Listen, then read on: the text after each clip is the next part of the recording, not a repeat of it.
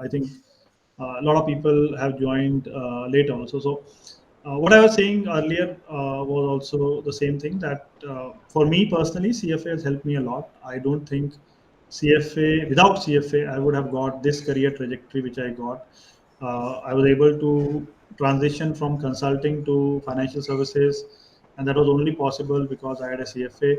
I was able to join Goldman Sachs, join the portfolio management team, get into the front office, get into the global strategy. I think that was impossible, at least when I thought of it. But since I did my CFA, cleared all three levels, when the when the company came to the campus and tried to recruit, right? I got an opportunity to interview, and the most distinguished factor for me to get selected was that I was like all the candidates who had applied. I was the only one who had a CFA level 3 pass candidate, and that helped me to position myself. And companies also like people who are well prepared or well educated, right? So that allowed me to get into Goldman Sachs. Then I went to the front office role, did the portfolio management. Then I went to global strategy, right? So overall, I think I would not have got the opportunities which I got in my life without the CFA degree. So yeah, that's my perspective. Well, that's really insightful, and I think CFA. I think in terms of certification, it's certainly, I think it sits on top of all certifications in finance, at least, right?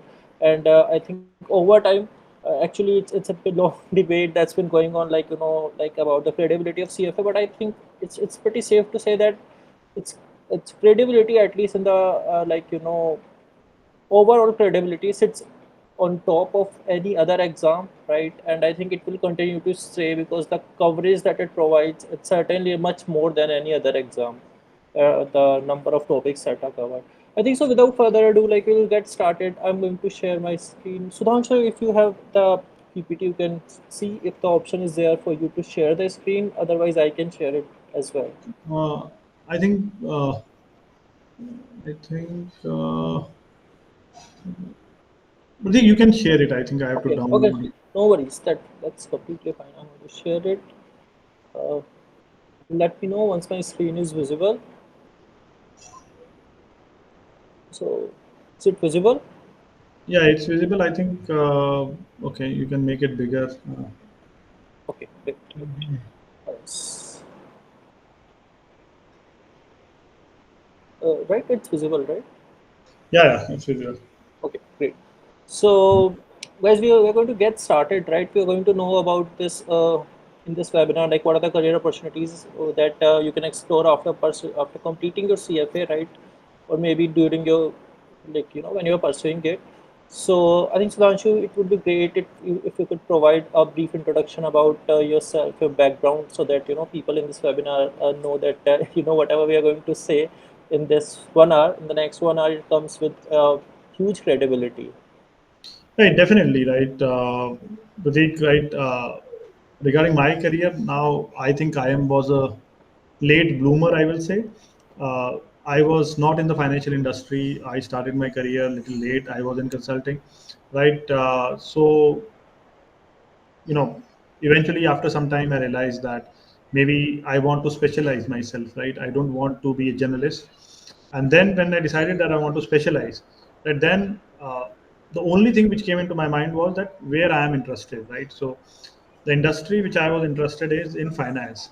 Then I thought that okay, if I want to become good in finance, let me do something, some degree in or certification in finance, which takes my career to a different level, right. So that was the whole plan, right. I'll tell you very honestly, I was not aware about CFA also, right. It was like I googled like what all certifications there are in finance. Then I saw that okay, there is CFA, there is FRM, there is CQF, right, different certifications, right. Then I thought, then I just googled more, and then I found out that okay, CFA is the hardest one, right. CFA is the most respected one.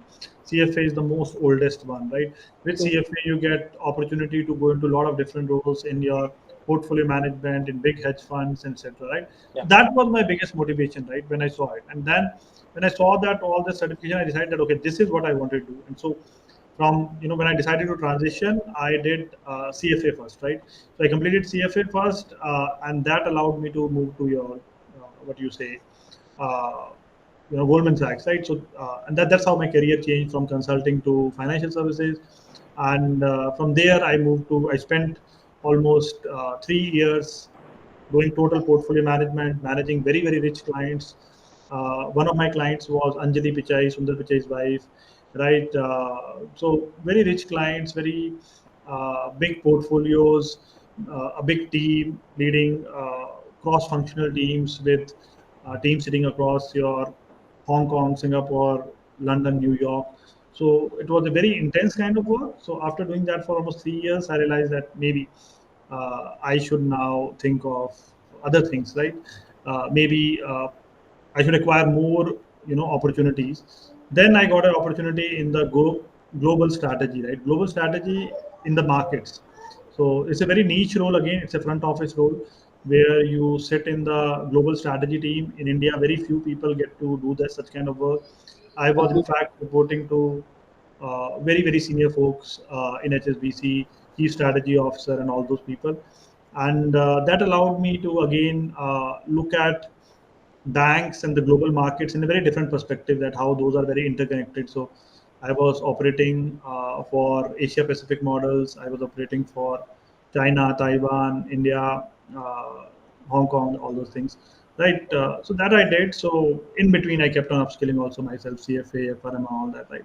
So yeah, that has been my journey in the whole process. So started my career as a consultant, then graduated with a CFA to financial services, did upskilling, FRM, etc., and eventually moved to different roles. Great. So that's just very insightful. I think it's going to be a very what to say, knowledge sharing is going to be great in this session because of the diverse experience that you have carried throughout the years.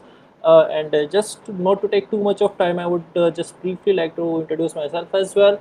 So I'm going to moderate this session, but Sudhanshu is going to take the stage for most part of this webinar.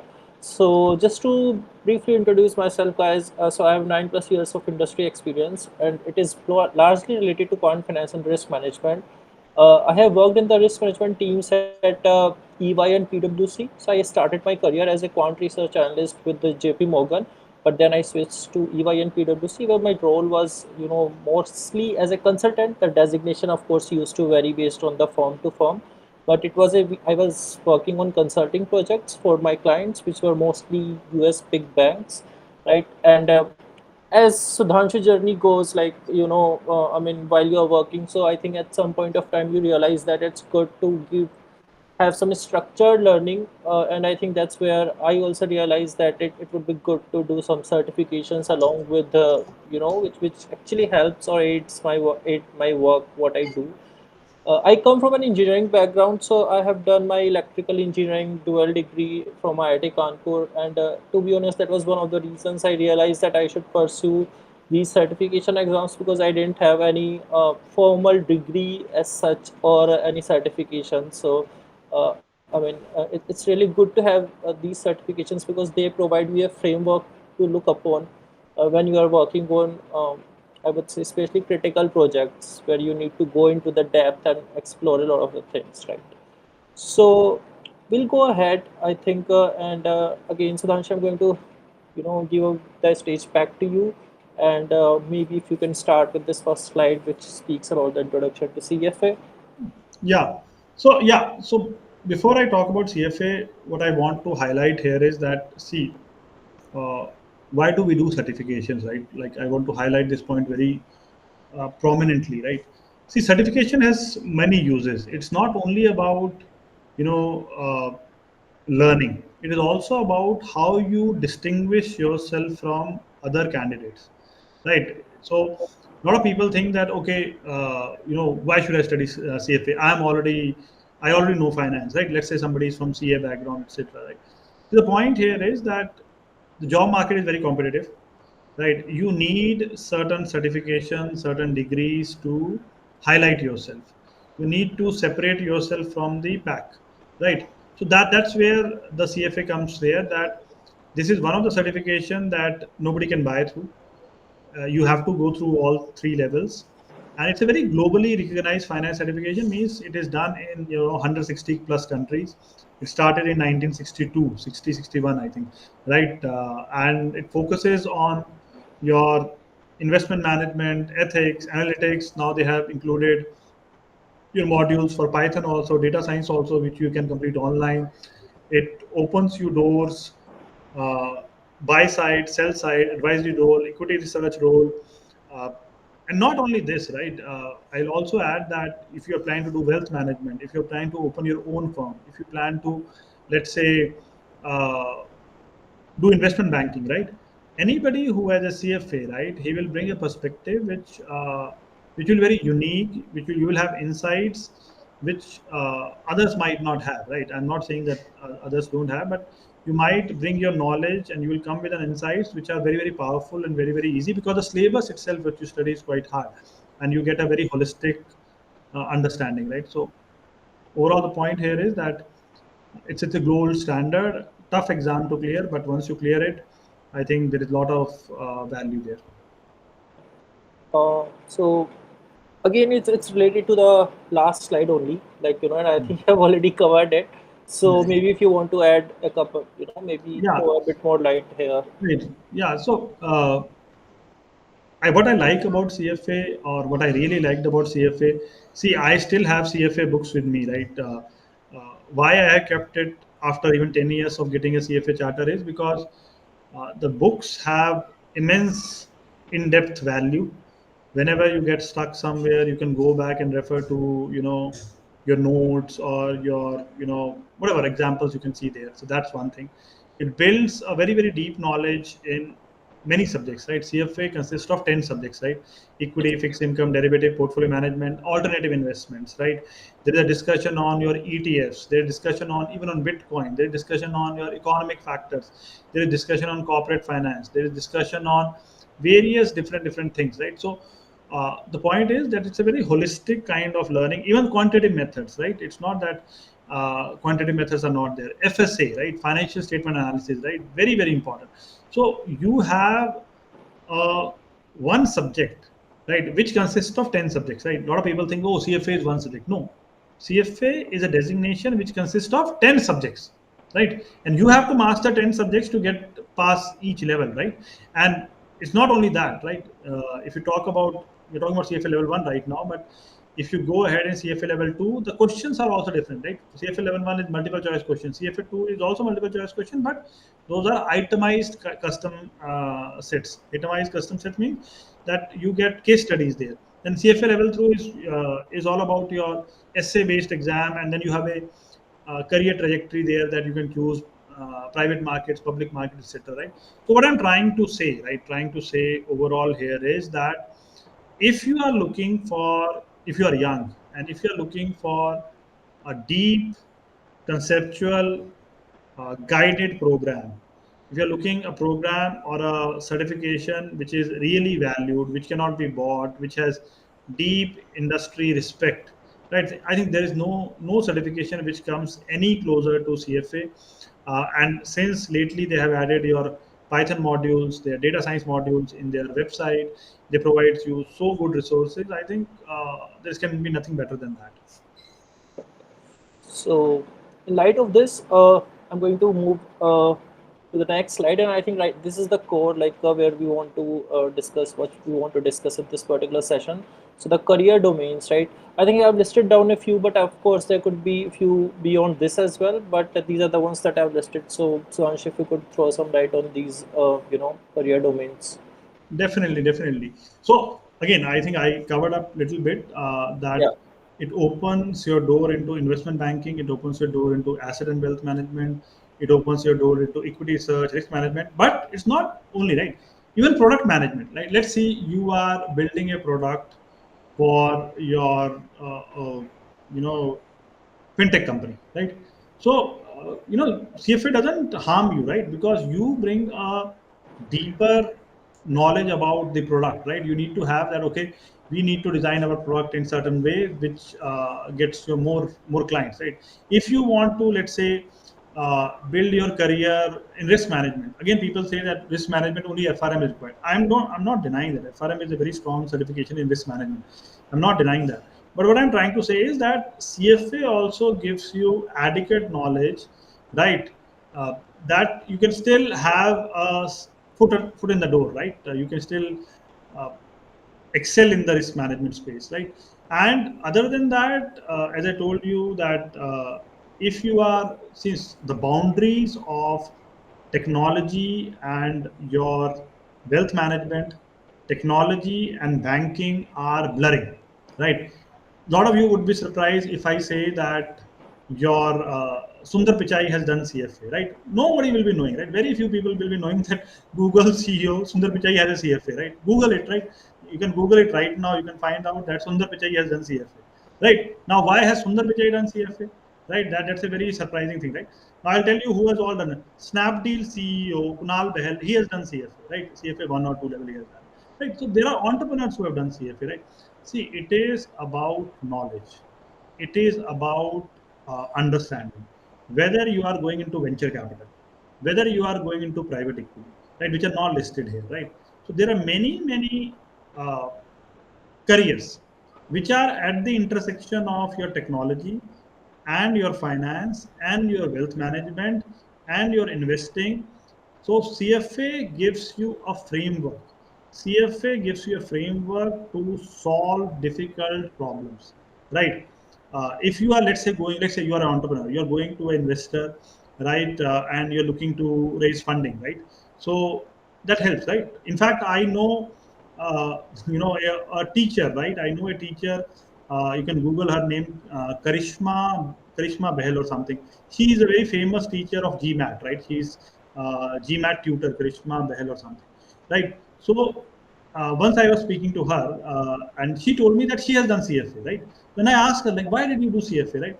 She was like, it was such a. She told me that she always liked to study subjects, and she was already very good in maths. So she thought that why not do CFA, because she wanted to expand her business, etc., and she wanted to have deep knowledge of, fundraising, debt raising, etc., etc. So what I'm trying to put across is that, see, knowledge is what you make use of that, right? It's not that you, by doing a certification CFA, you have only limited doors. You have unlimited doors. It is up to you. How do you use that certification to excel your career? More you understand the topic, more you learn the topic, more you use the topic, you're able to make use of it, whether it is in tech, wealth management, fintech, payments, insurances, risk management, actuaries, building a product, right? Venture capital, private equity, investment banking, asset and wealth management, anywhere, right? You can use that for furthering your career, right?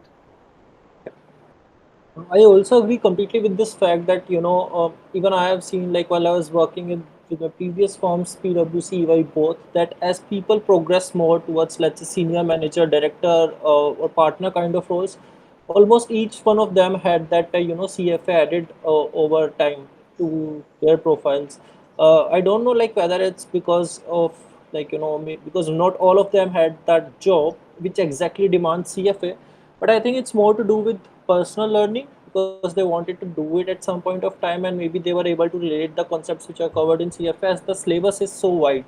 And I think it's also impacts, like, it kind of makes your profile very looks very rich, right? So when you're presenting those profiles to, like, some client or something, like, it becomes easy to convince the client that, okay, this person has done CFA, this person must be knowing a lot of things, and it's just not on paper. I think that's true in practical situations as well. Yeah, it's about, I think, positioning, right? It's about Exactly. positioning. Yeah? So it's about positioning. You position yourself in such a way that you're able to communicate, right? You're able to Yeah. communicate your ideas in much with much confidence, and people also gives you a kind of respect, right? Uh, which they don't give to other, right? They look at you with a certain respect, that maybe this person understand things much better than other, right? So you Agreed. Yeah. ultimately you get a seat at the table, right, where people are discussing bigger stuff, and you can you can go there and talk about things which people will listen, right? Yeah. So that's coming to this thing. I think investment banking definitely. If you look at investment banking exclusively, right? If you're looking at investment banking exclusively, see, early part of my career, I worked in investment banking. So before moving to markets, so investment banking definitely you get a foothold because uh, since you have knowledge about CFA, definitely you are somebody who can do the financial projections. You are somebody who can advise client on merger and acquisition. You are somebody who can do the three statement model, who can do the analysis, who can because investment banking, a lot of people think it's only the Excel sheet. No, it's not the Excel sheet, right? It's not just the practice. I'm not denying that it's Excel sheet is not important, right? Excel skills are not important. What I'm trying to say is that if somebody is saying that investment banking is only your Excel and your technical skills, no. Investment banking is a mixture of your art and science, which I say. When I say art and science means that it's about pitching a cohesive picture to your clients. It is about projecting a lot of things, right? It is, why would companies go for, 50x multiple, 100x multiple? It is all about building a story. And to build a story, right? To build a story, you need to know that what matters most, right? Whether you have some kind of patents, whether you have some kind of IPs, whether you have some kind of your strategic advantage. Michael Porter for five forces, which is very important part of CFA, right? That what is the competitive advantage, strategic advantage, what about your buyers, sellers, etc., right?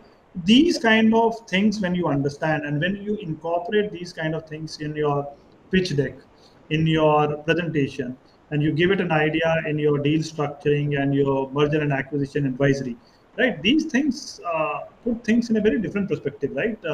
And if these things go through, right, they propel the company in a very different way, right? So understanding of all these things come very well if you have studied CFA charter or you've studied CFA syllabus. You get advantage in financial modeling. Valuation is a big part in CFA level 2. CFA level 1, it is limited, but CFA level 2 valuation is like 20% of your syllabus, right? You build all kinds of model, pharma French model, Gordon model, all these models you build from scratch, right? And again, assisting your corporates in raising capital, that's one of the deals of or one of the works of investment banker. Investment bankers work is to project ideas, look at strategic advantages, convince the clients, look at how we can dominate the market and how we can uh, you know propel the vision of the company, right? So that's what we do. So if you have done CFA, I think with that holistic knowledge, the holistic understanding you get behind it, it gives you a strategic advantage to excel in such kind of roles. Uh, and next, we'd like to move to asset and wealth management. So, few points about these as well. Okay.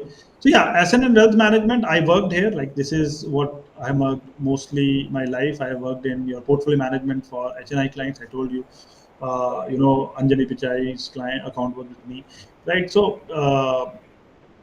the point here is that if you have done safe, like I'll give you just an idea, right?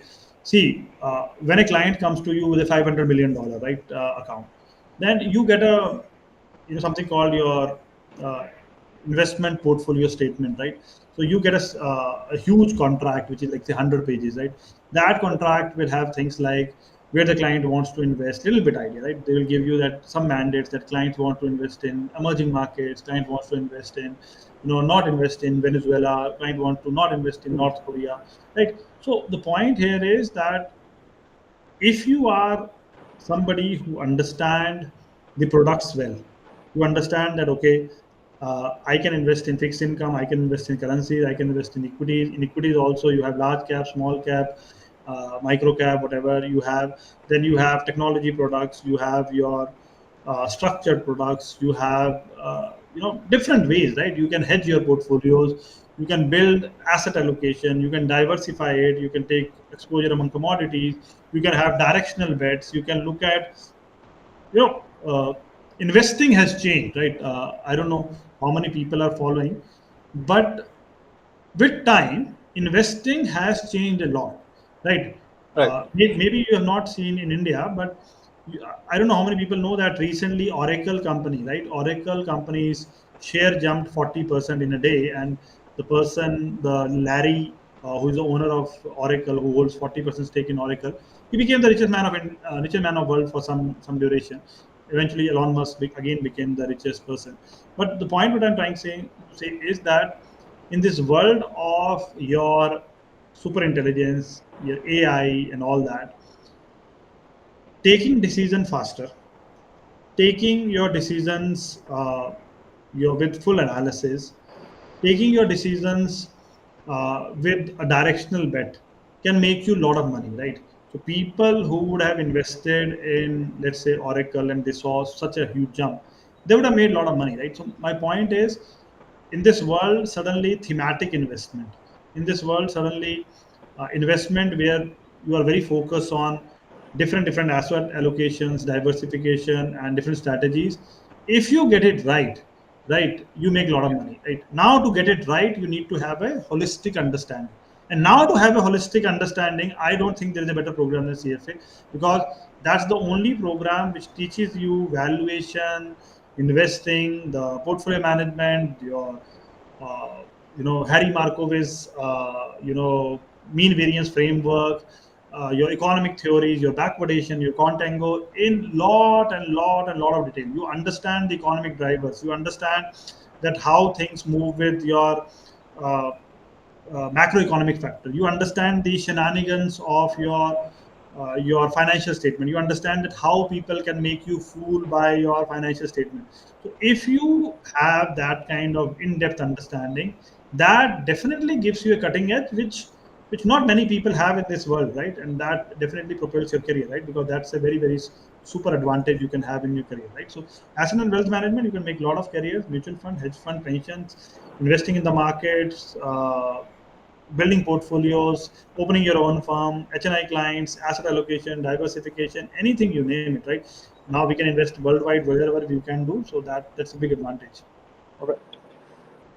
Next, we have equity research, and this is something I've seen a lot of people who are like right after completing their graduation and completing maybe a couple of levels of CFA, they have become eligible for these kind of roles. So I think this is something because it's really difficult to get into. For example, investment banking, people of course want to go there because of the like lavish life that is being portrayed, but there are, to be honest, I think a very limited number of roles which are there as compared to equity research kind of roles which are relatively wider, has relatively more number of options there for equity research, as compared to, let's say, niche roles such as IB or M&A kind of a role.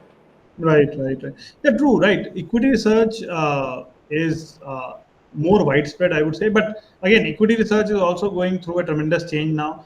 I don't Yeah, know how many people know it, but equity research nowadays, everybody in equity research knows Python, right? exactly. So you cannot be an equity research analyst nowadays without having the basic skills of Python, right? Which might sound very surprising to few of the students, but that's how the world has changed, right? In fact, in Goldman Sachs now, they conduct a test. If you don't know Python, they make you to learn and conduct a test that you know certain skills for Python, right? So the point here, which I'm trying to stress here, is that equity research definitely is a much wider field than investment banking and other things. But what is more important to understand here is that equity research is a good topic to make a career. If you have a CFA charter, because you get the skills of an analyst. What are the skills of an analyst? The skills of an analyst is to able to separate the signal from the noise, right? You should be person who knows that uh, what are the wrong things which should be avoided, what are the key things we should focus on. As I told you, shenanigans of, in fact, this is a chapter in your CFA level 1 or level 2, shenanigans of financial statements, right?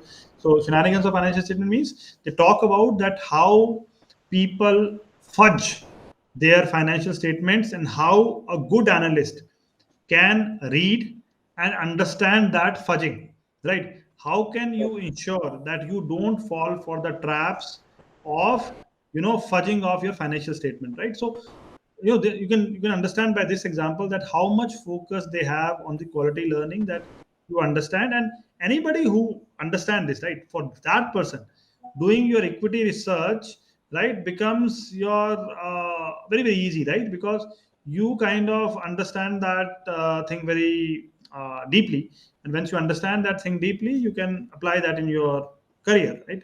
So you can do that equity research in specific sector. You might become an equity research analyst in your financials, right? So you can do it for financial sector. You might become equity research analyst in your TMT, right? Telecom, media and telecommunications, right? And then you can might become an equity analyst maybe in oil and gas, right? It's a very rare skill to acquire, and it is very rewarding also. Like a lot of people don't know, but equity research analyst is a lot of people who get into hedge funds, right? Uh, it's not that they are going there only because of uh, your skills of your technical skills, Python, etc. But they're also going there because they can build excellent models in Excel, right? Excellent models in Excel, and they can do the analysis of a certain sector, subsector in very deep level. Like I'll talk about most of the equity research analysts in US in pharmaceutical industry are your PhD candidates or PhDs from your either your medical schools, either Stanford Medical School or your Cornell Medical School, right? So they are PhDs who have done PhDs in biochemistry, PhDs in bioinformatics, PhD in some subject, right? Then they learn equity research, then they learn your CFA, right? And then they go and work in big hedge funds where they evaluate the patents for your drugs, right? Like Ozempic drug, right? Ozempic drug is that weight loss drug which is very Yes. popular, right? Right. So people are doing that divine. And I know personally, right? I know personally, people who work in your pharmaceutical sector in US, and they are people from Ivy League, and they are doing equity research in your hedge funds, right? So this is a good core skill, right? And like most of the people have done CFA because you're getting a analyst edge, which your domain knowledge you already have. Now you want to get an edge how to read and understand the financial statement, and nothing better than CFA to do that, right? And guys, I think a lot of you might have some follow-up questions on these slides, maybe a particular slide or in general on the topic as all as a whole. So please just hold on for some time. I think when we finish this, so then we will go, take up all the questions. I myself have a couple of questions, but we'll take it up all at the last. I think this one maybe some glitch here, right? This is related to risk management, right? So this slide, I think I just forgot to change the title. So, but yeah, this is about risk management. Okay, fine. I think I'll just add here risk management again. Even though FRM is uh, more popular, I'm not denying. I'm not. FRM is also a good certification to have, right? I'll be very honest here. Well, FRM points to more risk-driven strategies, more focus on your risk management, etc. Right? But what I'm trying to stress here is that CFA is a complementary part here, right? If you are trying to work with your banks, your regulators, right, CFA definitely adds value here because your with CFA you can easily understand what are the risk in the industry, what are the other factors, right? You can understand easily, right? So I'm not denying, right? I'm not saying that CFA is not in comparison to FRM, right? It's not the best certification for risk management, but it gives you a good value, right? You understand quantitative models, that's very good. You understand stress testing, that's probably CFA. Maybe war, value at risk, maybe regulatory guidelines, maybe your Basel frameworks. Those are not covered in CFA. For that, you Right. have to exclusively refer to FRM. But still, once you are trying to move into a certain industry, at least you get some knowledge to make your mark. Right. Next, we have corporate finance and consulting. So I think this is again very I think niche role where CFA helps a lot. Yeah, yeah, definitely, because I came from that background, so I would say that uh, when you look at corporate finance and consulting, mostly general, right? If you look at consulting, it is mostly generic role. But if you, let's say, want to move into treasury and capital structure management, if you want to get into advisory role, if you want to advise your clients for corporate finance, or you look at uh, you know consulting in the business processes, or consulting where you are guiding in FP&A, right? All those things. So that uh, thing you have to do, you have to have a holistic understanding of your processes, right? As well as you need to have a holistic understanding of your financials, right? So in that niche role, niche domain, if you have a CFA, right, you can be a very good advisor to the CEO. You can be a very good advisor who understands and takes a lot of good strategic discussion decisions, which can help company to uh, grow bigger at the same time, right? So very important career pathway, right? Roles are little limited, but uh, consulting in general, you have Bain Capital, right, which has a lot of financial consultant. You have McKinsey, you have BCG, right? If you are somebody who comes with a very niche understanding of, let's say, oil and gas, right?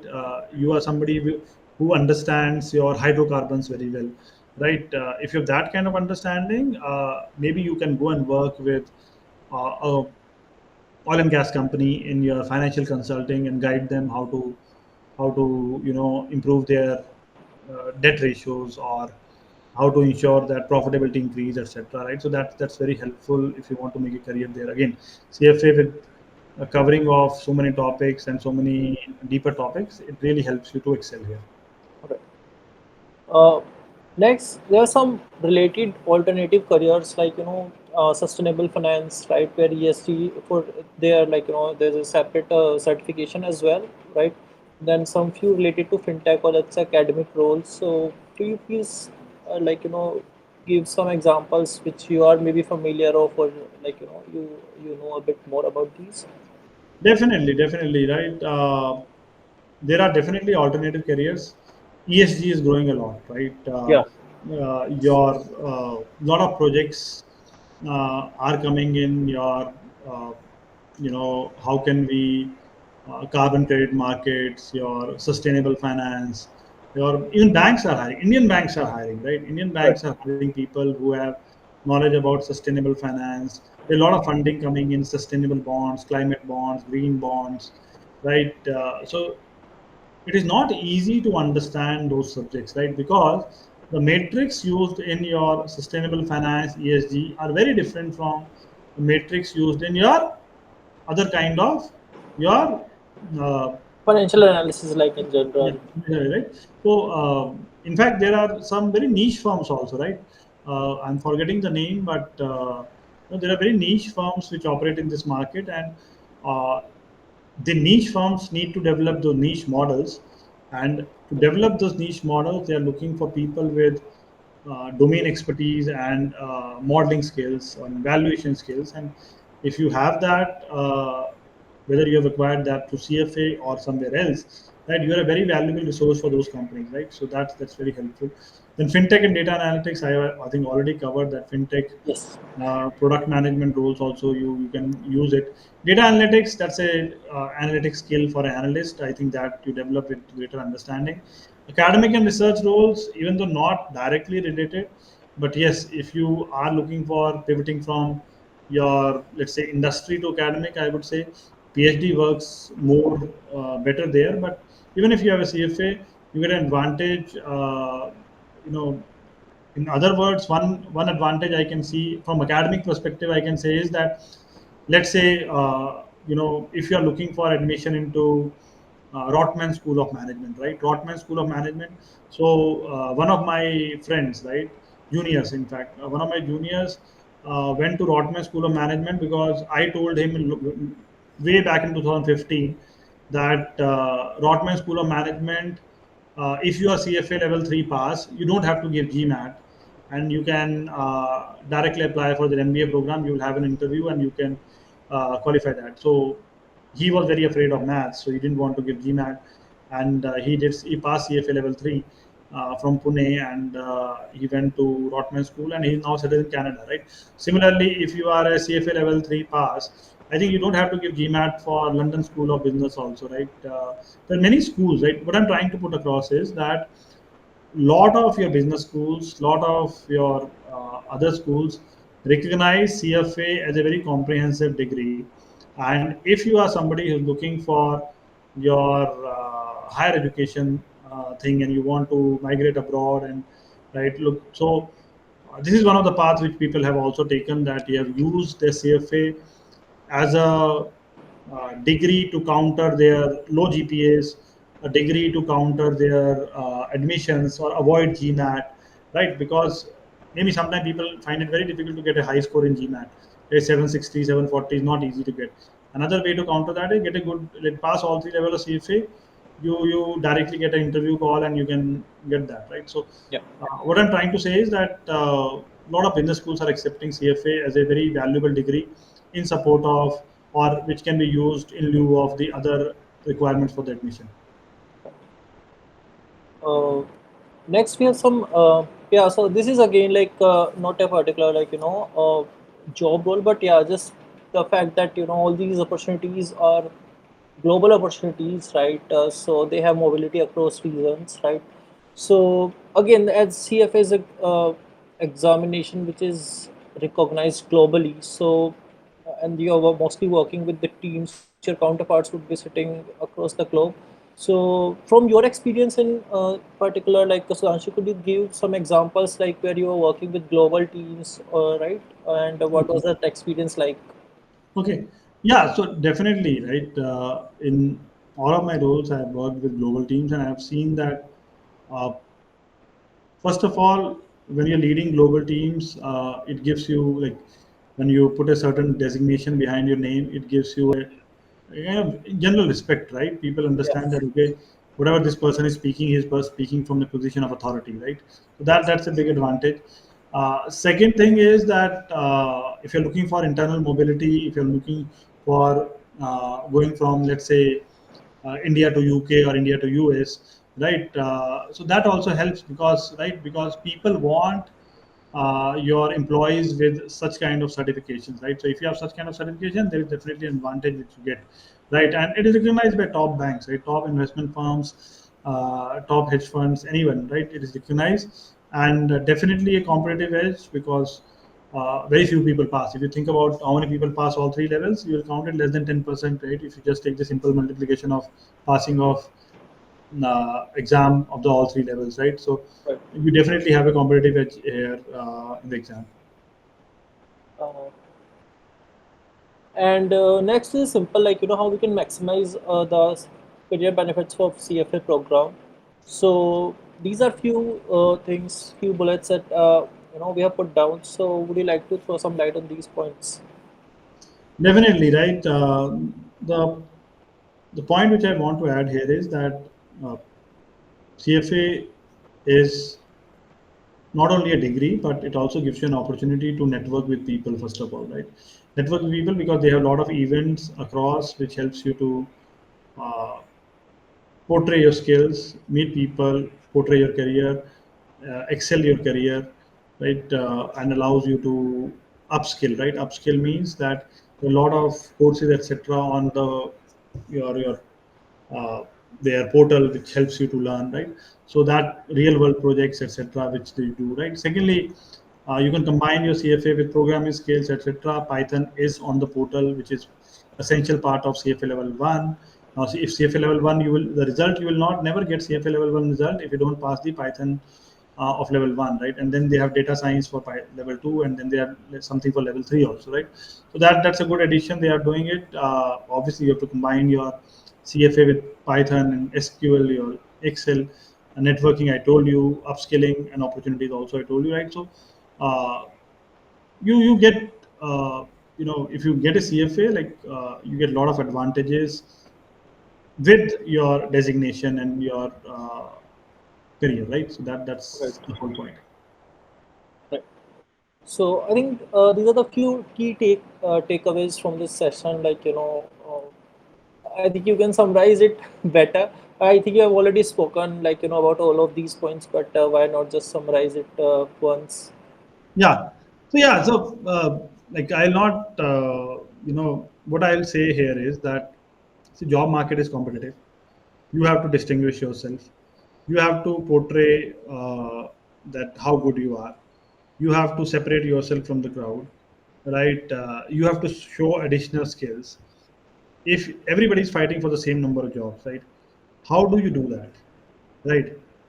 One of the simplest ways I would say, right, is to do CFA, right? And I'm not saying easiest way. Easy, it's not an easy exam, definitely. But what I'm trying to say is that if you just put your head down and say that, okay, I'll invest next 2 years, 1.5 to 2 years in doing CFA. Like that's a good addition you can do, right, in your skills. As people study for 3 years for their college degree, etc., right? Maybe a college degree is not so, uh, you know, unless you are from a very good college degree is not so valuable.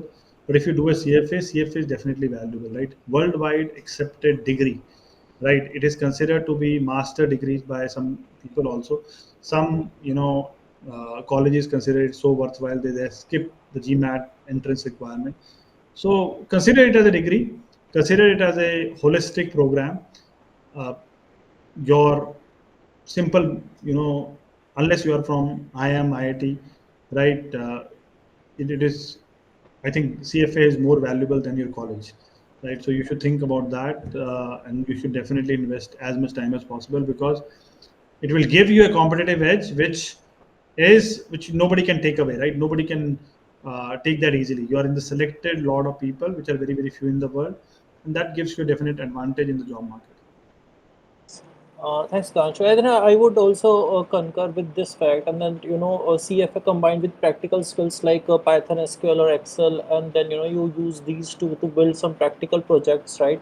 And showcase those in your CV. So I think there is greater chances, plus you smartly network with people around yourself, so that this increases your chances a lot to get a very good, uh, career opportunity, and that the better your career is today, the more secured you are for future, right? So that your career is your certainly your best investment that you can make for yourself today.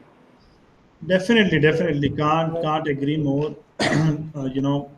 In this age of AI upskilling, uh, I think only human mind is the best place to invest, right? You know that's the best place to invest, and if you should be able to learn faster, and you should, there is so much of noise, right?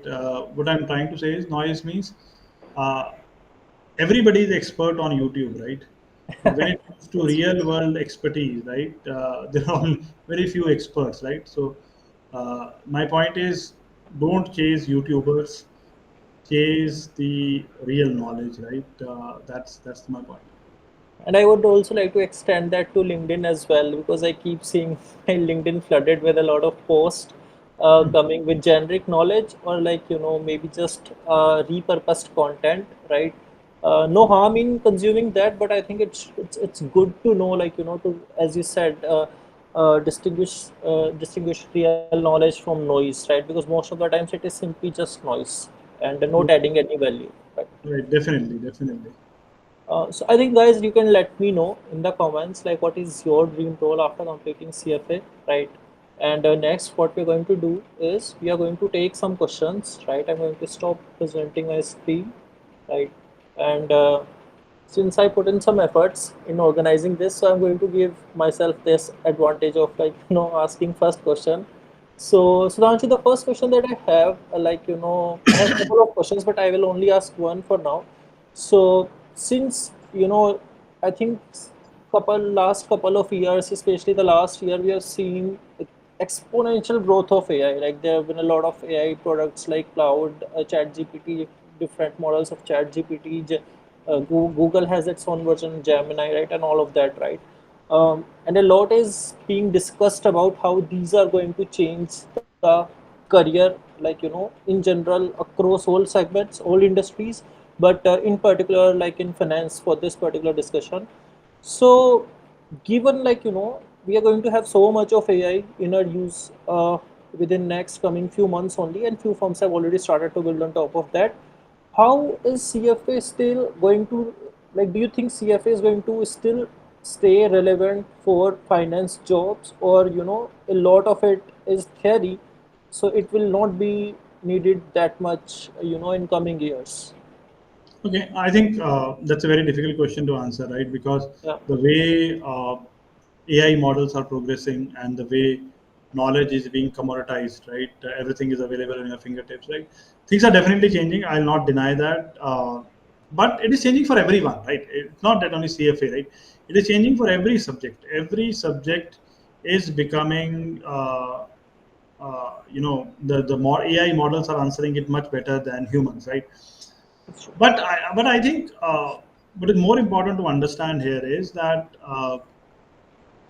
if you learn, right? If you learn, you are giving yourself an advantage, right? So, in other way, what I'm saying is that if you think that AI is getting eating every kind of knowledge, so AI then you will say that okay, I should not learn, right?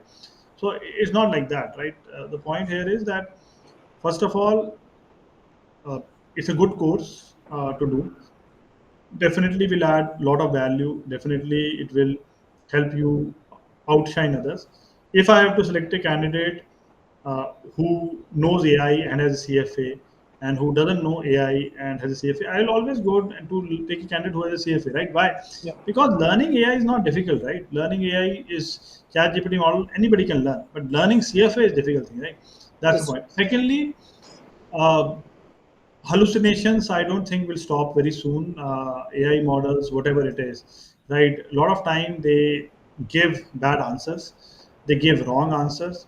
So you should be able to, like, I'm not saying don't take advantage of AI models, right? Use AI models, right? I'm not saying that, but you should always be able to see that there are a lot of things where it's subjective in nature, right? Something which might look good to you might look bad to AI, right? And that subjective thing, if you are a rational mind, if you have deep knowledge, then your subjective knowledge actually can be very helpful, right? So you don't need to depend. You don't need to be blindfolded, I would say, right? You should be adequately learned to take advantage of AI models, and uh, the effect on education is industry wide, right? If CFA is getting commoditized, every other subject is also getting commoditized, right? So it's an industry wide effect. It is better that we study it, and that will definitely help us to outshine at least others and make our career. So I think the key takeaways from what I can could take from this answer is like one, it is possible that the dependency on humans as such, might decrease a bit because of advent of AI models and everything, right? But it's still a person with knowledge will of course be more useful, because it's better to use these AI models as an assistant rather than completely relying on them, because as you just said, hallucination, I think if people don't know by hallucination, just a simple word, I think it means that gen AI models, they give wrong answers very confidently, right? And it does not make any sense. Am I right, Sudhanshu? Like, Yeah, yeah, right? definitely. And I want to add here is that the program is also going to change, right? When I did CFA, there was no Python program, no data Exactly, science it's module, adaptive. right? So now it's not that the programs are not evolving, right? It's a mandatory requirement that program also evolve, right? So data science, Python module, webinars on your private markets, public markets. So as the education industry will evolve, I think the program will also evolve more. And recently, what I learned was that in your syllabus in your CFA, they have included a chapter for the keywords or the key things which you can use for the Bloomberg terminal, right? Which is again a very valuable addition, because when So, I went to the company Goldman Sachs and when I started using Bloomberg terminal, I didn't have any clue about the keys, right? So I had to learn it from some other book. Now that is part of CFA curriculum, right? Let's say you go to Goldman Sachs now, right? So you are somebody who will have the advantage of using the Bloomberg terminal. So overall, the point here is that definitely the curriculum is also changing to keep up the pace with the generative AI models. And more you learn, more you understand, right? That's how the thing you understand how bonds are valued due to using machine learning, etc., right? So all these modeling, etc., modeling techniques also are coming in your syllabus. So it's not that syllabus is getting outdated. Thanks, Sudhanshu. So that was my question. I think I have one couple of questions from Bhupendra. The first question is, what impact do you see on equity research due to advanced Gen AI models, and some advanced models seem to be doing equity research in detailed manner. So I think to a certain extent it's related to what I asked, but I think this is more related to equity research in particular, right? So do you Yeah, think like the Gen AI models they have started to do research on their own, even if not completely, then maybe to a certain good amount of extent? I think Bhupendra asked a very good question. I think he's referring to Perplexity. Perplexity Finance. If you go there and check, right, the kind of equity research Perplexity Finance is doing actually is quite interesting. Now, now coming to back to your question. See, the point is again same, right? We cannot stop uh, the domination of AI. The way AI is progressing today, it is dominating your equity research, right? I'm not denying that. But same way, it is dominating your radiology also, right? In your radiology also now you can put your X-ray into Chat GPT, right? And you don't need to go to radiologist, right? Your Chat GPT will tell you that which bone is broken or what has happened to you, right? So my point here is that the effect is coming in all fields, right? So to single out CFA, that would be unfair, right? Like my point here is that now the question comes that okay, fine, we are not singling out, we are saying all fields are affected. So will we stop studying? No, we'll not stop studying, right? Because we will, what we'll try to use is we will say that okay, we will use the tools which, like, if I'm an equity research analyst, I will learn how to use Perplexity Finance for my research, and top of that I see that obviously Perplexity Finance will give me a lot of analysis. Now when I am now a learned person, I know how to separate noise from the signal, right?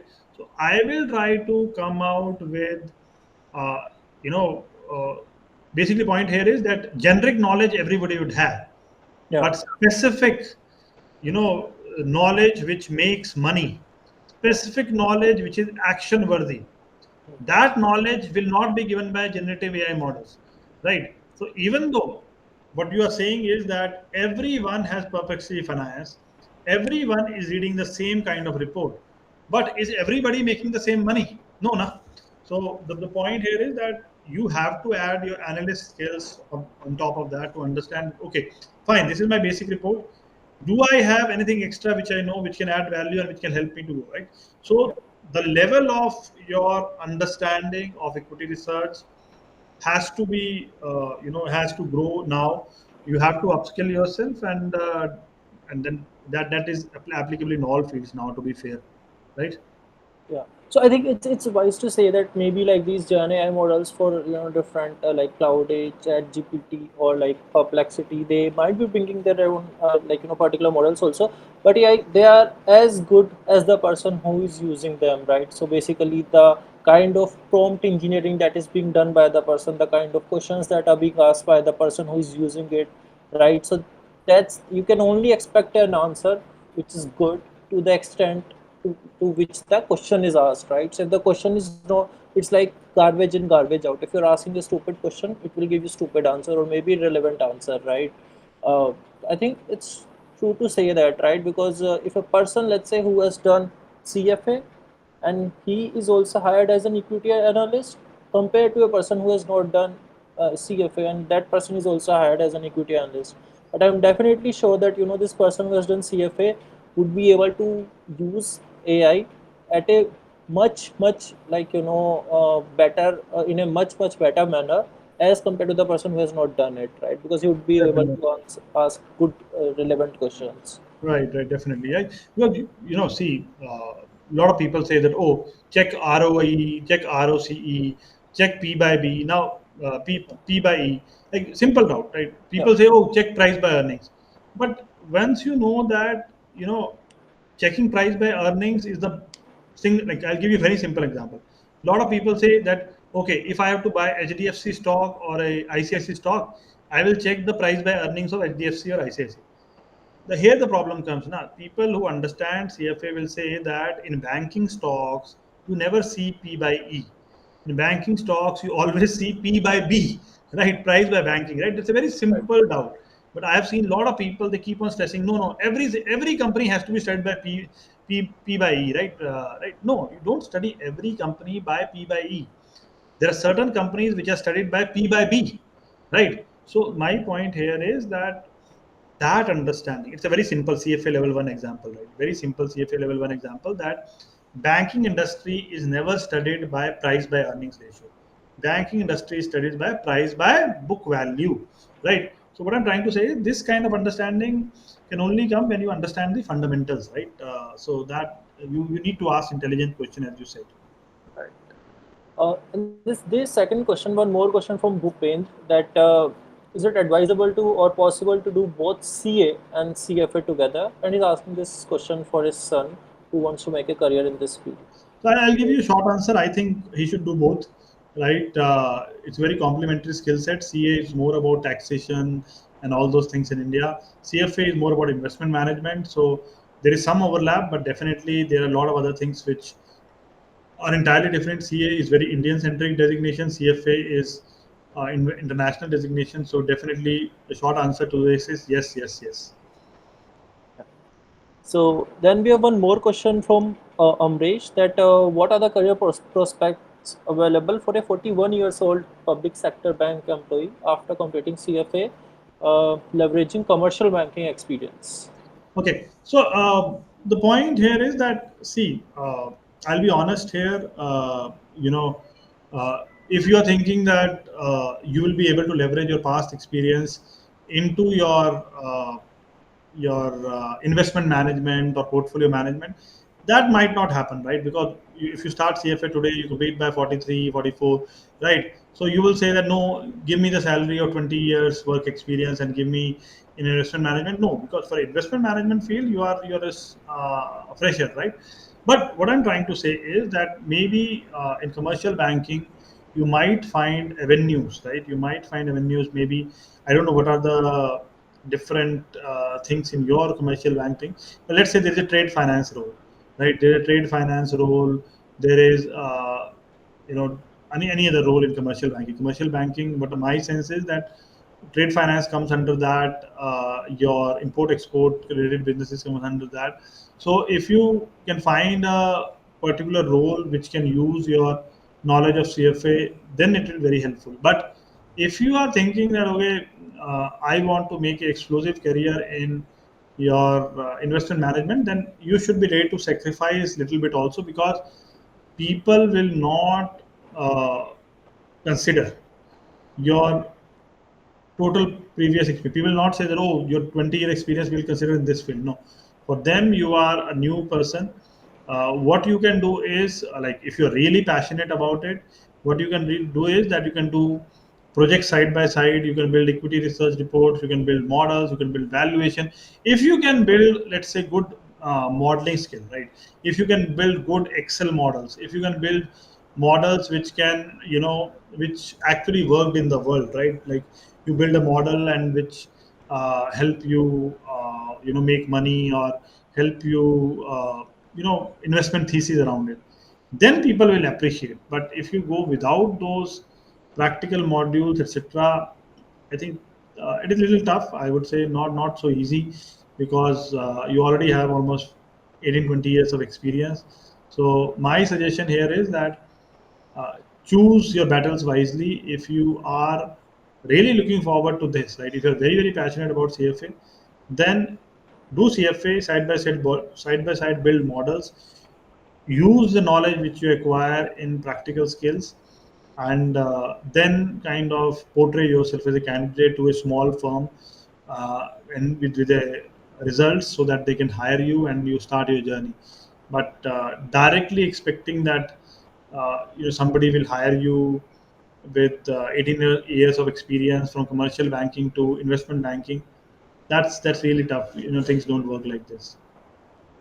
I think to just to add a bit on top of this, like for me also, not for CFA, but for FRM, like I get asked this question quite a lot, especially from the people who are working in PSU banks, right?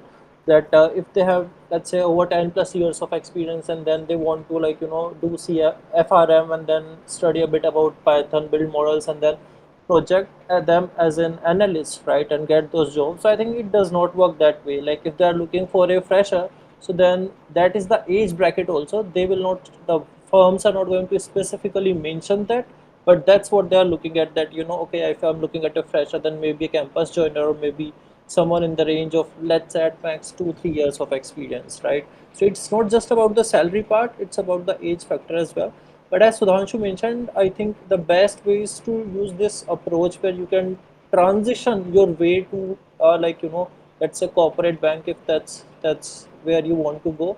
So first figure out these, let's say, boutique firms or small startups, or NBFC banks, kind of these kind of firms, and then you work there for some time, like let's say spend one year, couple of years over there, learn the, modeling part there, and then project yourself as a candidate for corporate banks. I mean that typically works. I mean that's the only way it would work if it would. Right, true, definitely. So, and then we have one more question from Siddharth. A bit odd though. Like, so he's asking, if let's say he has completed FRM, CFA both. So, what are the options which open up in India and overseas, other than the BFSI sector? So, Uh, Unfortunately, Siddharth, you can only go only use only one designation at a time, right? If you're going to risk management, you can use FRM. If you're going to investment management, you can use CFA, right? There is no path which is like mixture of paths, right? So again, see, company wants specialist employees, right? You will go in company and work in a specialist role, right? So either you will go, let's say, maybe let's say you go to markets, right? You will go to market risk, right? If you're going to market risk, you are using FRM, right? If you're going into markets investment, you are using CFA, right? So my point is that, like, people do two certifications, not that they will get two roles. People do two certification because there is an overlap, and they get, more, like, you are covering more area, you are getting more job opportunities. That's one. So both India and overseas, India again, right? You have a CFA, portray yourself for investment banking, asset management, right? Fintechs, right? Anything you project strategy, analytics, right? FRM you have for risk management, right? Market risk, credit risk, right? Whatever you want to put. And if you look at overseas also, like overseas depends on, companies are worldwide, right? Goldman Sachs in India also, abroad also, right? People take global mobility, go, right? So roles are same in both countries, right? But other than BFSI, I think what you're talking about, see, CFA, FRM is for financial services, right? Banking and financial services. Uh, People will ask, not that why did you do FRM, CFA if you don't want to go to BFSI? It is like saying that I did my MBBS, but I want to become a pilot, right? That doesn't sound a good decision in life, right? So right, so yeah, so finance risk is in corporates, not only in the bank. Yeah, the corporates also strategy, analytics, right? So you go to strategy, analytics, right? Strategy. I myself work in strategy, global strategy, right? So, but I work in global strategy for what? Global strategy in financial services, right? Global strategy in your, what do you say, uh, financial industry, right? So my point is that it is in corporates, but in corporates also, if you go to, let's say, Reliance, you get a job in as a CFA in Reliance. What will you do with the CFA in Reliance? You will look at their debt, you look at their equity, you look at their IPOs, you look at their risk management, right? In the financial services. So in Reliance, you will not go and there see their, you will not become the head of the telecom business. No? Neither you will become the head of your oil and gas, right? Neither you will become the head of geo retail, right? You will become the head of their financial part, right? Right, financial part, right? That kind of thing, right? And if you say that, no, I want to go and work for Reliance Retail only, so Reliance Retail will be a role for maybe a CFO who looks after the taxation part, right? Who looks after the FP&A, right?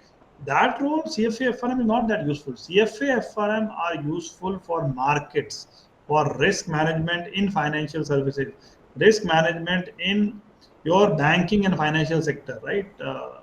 That's where the whole thing is. right? Other than that, roles are very, very VCPE. You can try venture capital, private equity. That you can try. That can help, right? Those are other two avenues, but again, less in nature. VC and PE. That people go there. But other than that, I don't have. Do you have any idea, Prateek, other than that, any No, roles? I think the core business of the firms, maybe certainly other than banking or like like global markets in general, like it could be different from BSA, but the sector in which you're going to work in those firms, that is going to be limited to BFSI. It would be like something to do with their portfolio management, raising debt or corporate finance, or like either like something related to banking only eventually, Hmm. right? So the sector is going to broadly like be BFSI only, right? The core nature of business could be something else. For example, there would be like energy firms, like or like these oil firms and all of that. So for them, the core business is something else. But eventually, since they want to like ensure they hedge their risks, like so there are people from FRM or other background they're working. So they would be working on those instruments only. So their work would be related to finance only and not in something to do with oil exploration or something like that. I would say it's the other way around. Like some people who have had some SME experience in other business, like use case, and then they acquire finance knowledge with time as well. And then these people, climb up the ladder to become like chief investment officer, chief financial officer, because they know the best of both worlds. They know the core business sense as well. They have the knowledge of finance as well. So there are a lot of people, like as Sudhanshu also gave examples in the beginning, that because they know how to handle the business, and eventually everyone, like all the stakeholders, they just want to see the business growing, like so I guess, yeah, this was the last one. I think so. These are all the questions. So anyone else having any other questions? Right. So, guys, so I'm actually excited to announce that we are going to start our CFA program for next year, May 2026 CFA Level 1 program. It is going to be very comprehensive in nature. Like we're going to cover all the lectures. They're going to be live lectures, and Sudhanshu is going to teach them. And like as Sudhanshu mentioned, like he's cleared all three levels way back in 2015, and like he's done CQF FRM as well. Has very rich experience in global markets, right? So this program is going to be very, very interesting and very practical in nature as well, because we're going to like take all the practical examples, whatever is going across the globe and how it is impacting the economies, whatever AI or any other events which are happening. You see a lot of global turmoil happening across due to geopolitical nature, which is changing a lot, very, very dynamic, very, very volatile in nature, a lot of wars happening, right? So we will see how this impacts different parts of finance, and how it is covered across the books, 10 books that we have for CFA, right? And we'll also have few practical projects as well in Python. I'm going to like personally develop those projects, share it with you guys. So whosoever is interested, just reach out to me. I hope you have my contact details, and if not, so I have shared my number in the chat. So you just copy paste it now for now, and then you can message me on WhatsApp. Right, we are planning to start it from 1st of October. So after 2 weeks, we are going to start it, approximately 2 weeks. And if you are interested in enrolling for the program, so just reach out to me. I will share the details. Right.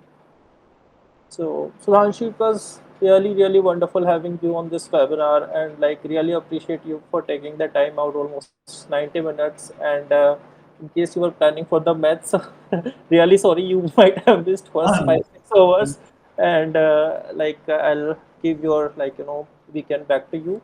So, and thanks everyone for joining this webinar. And I'm really glad to see most of the people stuck till the end. So thanks a lot, and planning to have more such webinars in upcoming weeks. all right, guys. Thank you. Thanks a lot. Thank you. Thanks everyone. Bye.